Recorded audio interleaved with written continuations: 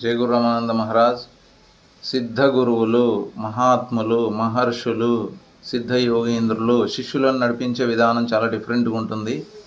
అదేంటంటే, ఇప్పుడు ఒక మనిషికి ఒక టాలెంట్ ఉందనుకోండి, ఏదైనా కావచ్చు, డాక్టర్ కావచ్చు, యాక్టర్ కావచ్చు, ఏదైనా కావచ్చు, ఏదన్నా కూలి పని చేసే విద్వత్తు కావచ్చు. ఉన్నప్పుడు ఏంటంటే వాళ్ళను ఆయా కర్మలు మహాత్ములు వాళ్ళ ద్వారా స్వీకరించి వాళ్ళను శుభ శ్రేయో మార్గంలో నడిపిస్తారు.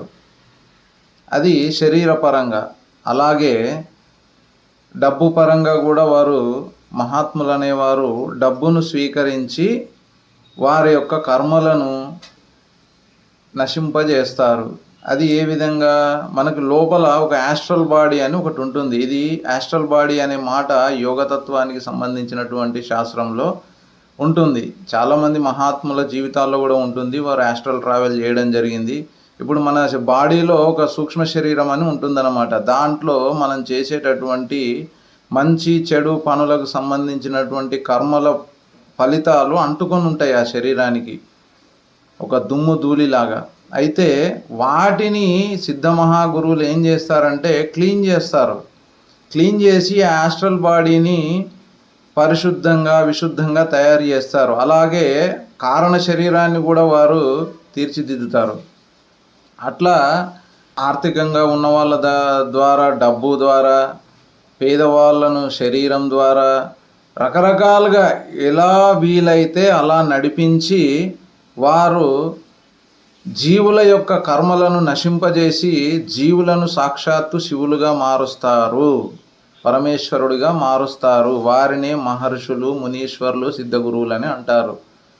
ఇప్పుడు మనము ఎన్నో ఆరాధనలు చేస్తుంటామండి. ఎందుకు ఆ ఆరాధనలన్నీ కూడా మనకు కేవలం కోరికల కోసమేనా?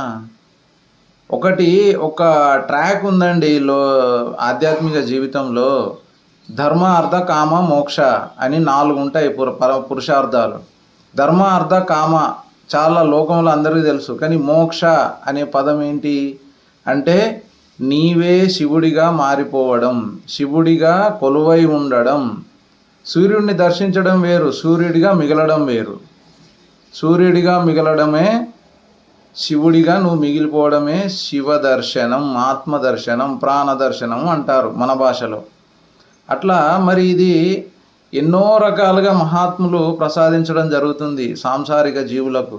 ఋషులు, మునీశ్వరులు, రమణానంద మహారాజు లాంటి సిద్ధపురుషులు. అది వారు డబ్బు ద్వారా కావచ్చు, కర్మల ద్వారా కావచ్చు, సాధనల ద్వారా కావచ్చు, రకరకాలుగా అనుగ్రహిస్తారు. అది ఒక రకమని మనం చెప్పలేము. వారు పరమశివుడి నుంచి ఏ జీవుడి పట్ల ఏ ఆజ్ఞలు జారీ చేయబడతాయో ఆ విధంగా వారిని నడిపిస్తూ ఉంటారు. ఇది లోకంలో కూడా జగద్విదితమైనటువంటి సత్యం. ఇది నిజ సిద్ధ పురుషులకు సంబంధించినటువంటి ట్రాక్. జయ గురు రామానంద మహారాజ్.